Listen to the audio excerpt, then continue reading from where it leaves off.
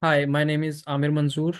The topic of my presentation is effective curriculum decision making using EYLF v2.0 and the teacher learning cycle.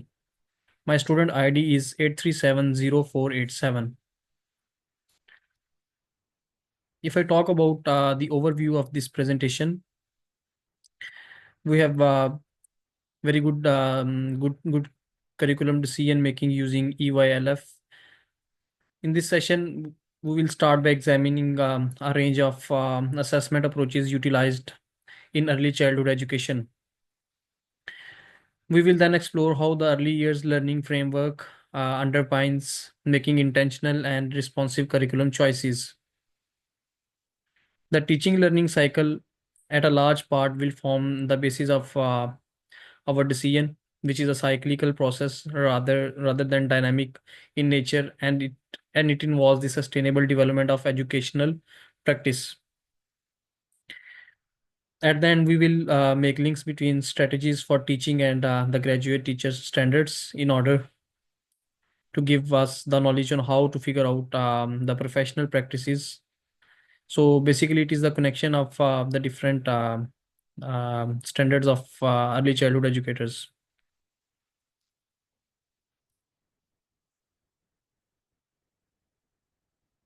So basically, when it comes to the question of what is effective curriculum decision making, good curriculum decision making in early childhood education is characterized by purposeful, informed, and responsive choices on what and how children learn.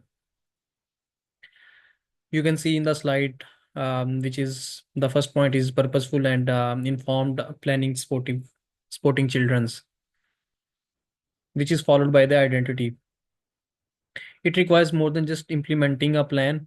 It is really about understanding of the children nature and watching them how they grow, and then applying professional knowledge to improve the learning process. After that point, it is communication community connecting, followed by well-being.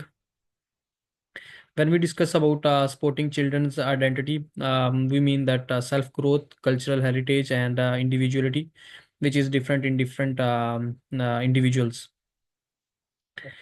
Well-being means physical and mental health, while confidence in learning, which has to do with curiosity and resilience to new experiences.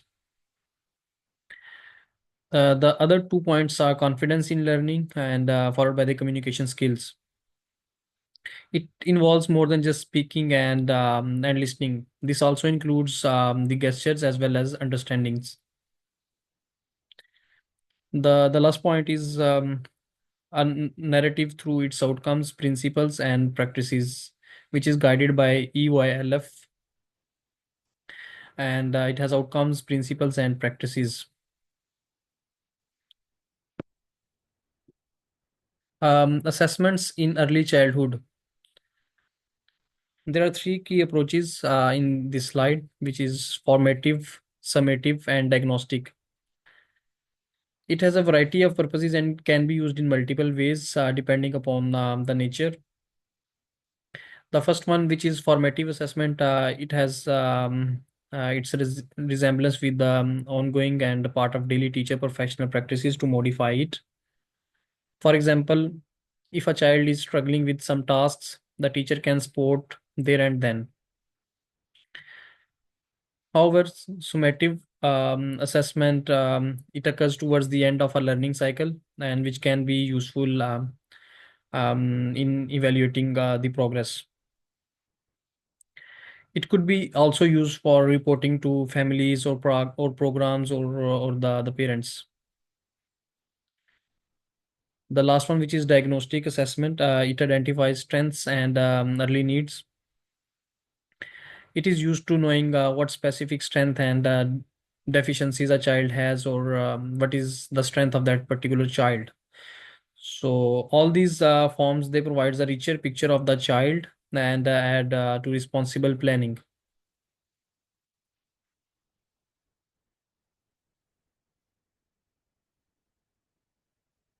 Um, when it comes to the other next slide, which is value of each assessment approach.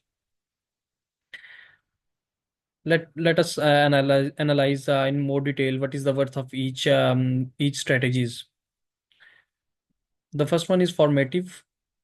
So it gives the real time insights for flexible adaptation. It gives the actual time frame and the actual time information, how it can be used by modifying the different technologies or the different techniques of teaching. This learning, it is more effective and personalized. The second one is summative assessments, which are more like more kind of low frequency. It provides a wider picture of what has been achieved and are very helpful in making long term plans. The third one is diagnostic assessments. They are very useful for diagnosing early learning needs. So they make possible interventions which are specifically significant for children who may need some extra push to succeed. So it is different for different children's. So all of these assessments, they have their own specific values. When they combined, they create a very good methodology of supporting children's learning.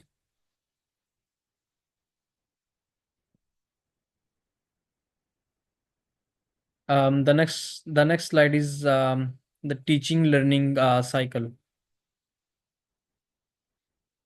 There are few stages of teaching learning cycle.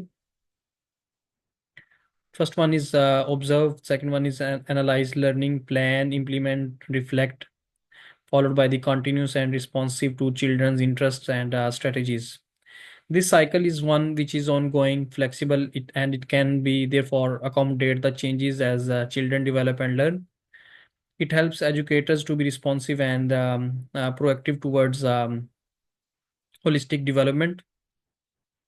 These plans are basically executed for consideration for their alignments with kids which have their own different kinds of needs with the passage of time. The next one is linking EYLF to the practice. So it provides a rich framework for linking theory to practice. Its five learning outcomes provides clear goals for children's development. For example, outcome one is identify and emphasize that children should develop a strong sense of who they are, so they feel safe and have positive self growth. While the outcome five is communication, it encourages children to express themselves so they can engage with others in a very good and positive manner. The principles of EYLF, it has a very high expectations and equity, and it can secure respectful relationships among different kinds of individuals. While when it comes to the practices, it has the such as intentional teaching and learning through play. So it is more kind of experimental analysis as well.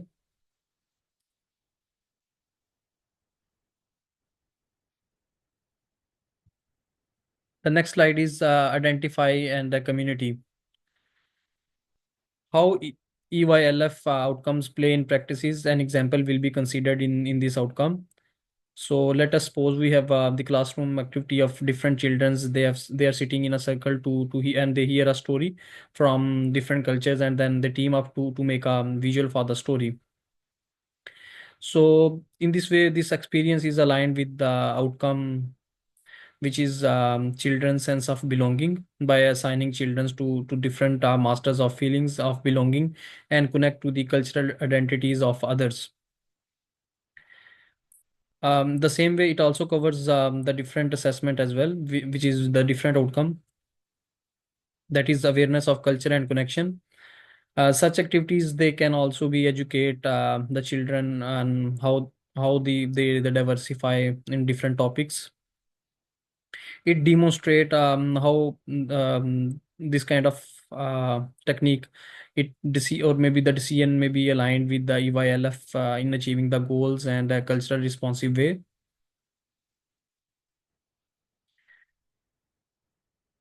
The next slide is graduate teacher standards. Standard one is how to know children and how they will learn. It involves knowing children and how they learn. This understanding of different development stages, learning cycles, and cultural influences. Standard 5. Standard 5 is the one process of evaluating and providing feedback and then reporting on learning. These standards, they are directly aligned to EYLF V 2.0, in which practical assessment practices are reflective and intentional teachings are forwarded. These dual alignments make the whole educational approach stronger and promotes professional development.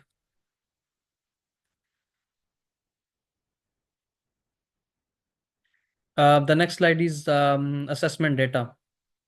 Good teachers, they practice requires the effective usage of assessment data. It begins with observation, gathering valuable evidences, and just like videos, recording, observation, checklist as well. So afterwards, this data is used by the different educators to analyze what children know and how they will behave. So they have very good understanding of EYLF, language and developmental framework. Families who are having different backgrounds, cultural knowledge, and a connection from from different ancestors, they have different understandings as well. Crucially, it can help these kind of assessments data. They should not be gathered, but it should be improved to change the curriculum and enhance the learning outcomes. So it's a loop of data driven reflection and action that makes the teaching relevant and child centered. So in this way it can have various outcomes. The next one is family engagement and cultural responsive. Family involvement is the correct cornerstone of high quality in early childhood education. It depends which families you are having a link of. So families, they form part of the intrinsic knowledge regarding children's background, interests, and needs. Culturally responsive planning recognize and celebrates the wide-ranging family background and ensures that children see themselves in the curriculum as well. The children who feels very respected and understood, they will be more likely to participate in learning and to communicate effectively and form positive relationship with other children as well. So it has a very good influential factor of families on children's and on the community altogether. The next one is practical assessment tools. There are a number of different tools which teachers they can use to measure and record children learning stories are very are they are vastly filled with pictures and observations, providing a very good entrance place in which to document children's experiences, portfolios, and then checklists and parent feedback. The most crucial part of the parents insights on the children learning and generates and in the learning experience. So such tools, they are very useful in assessments. So they promote communication with families and help them customization of curriculum decisions according to the individual needs. Next one is reflection and review. It is a very important in professional practices that continue on.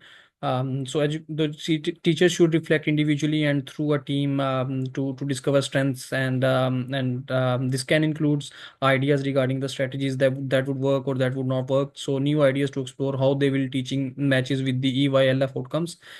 Reflection also helps in professional growth, encouraging the mindset on feedback and observed learning as well. Then it comes to the conclusion part. There are like management and curriculum decision is intentional, responsive, and informed. EYLF outcomes and the principles of and practices as well. Continuous evaluation provides a good understanding of the progress of each children on his or her needs. Similarly, family and community involvements, they creates whole in a good environment for appropriate learning. The last one is working hand in hand. These elements, they give power to the teachers to support an area of development of a particular child with the passage of time. And the last one is the references. That's all from my side. Thank you.